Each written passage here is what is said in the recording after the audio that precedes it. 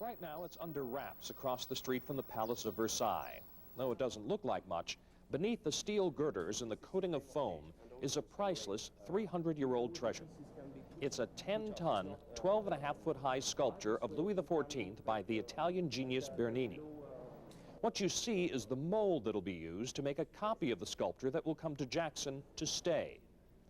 The original is no longer on public display because it was damaged by vandals almost 20 years ago.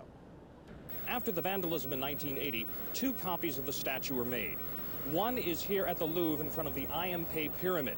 However, the folks at Versailles say this isn't a true copy of Bernini because it's made out of bronze instead of stone. They say the one that is currently at Versailles and the one that's coming to Jackson are far closer to the original concept. The statue will look like this one. It'll be made out of crushed Carrara marble, and it will take 3 days just to pour the mold.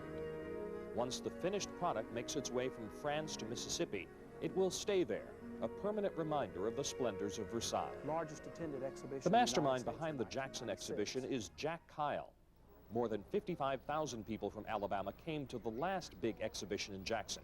He says this one will be a special treat for Gulf Coast history buffs. One does not have to look far in the Mobile area, of course, to realize that a great part of the early history with regard to the European historical aspect of Mobile was associated with the French.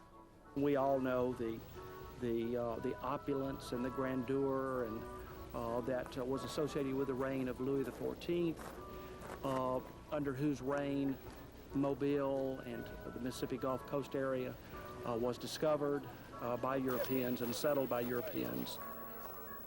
It should be a good show. Mississippi and its corporate sponsors will spend $11 million to bring it here. $1 million of that will be used to restore 2 rooms of the palace.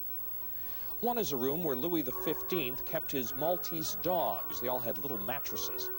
All the paintings in this room will be restored and brought to Jackson. The other room is where Louis XV used to have dinner with his hunting buddies and occasionally with one of his mistresses.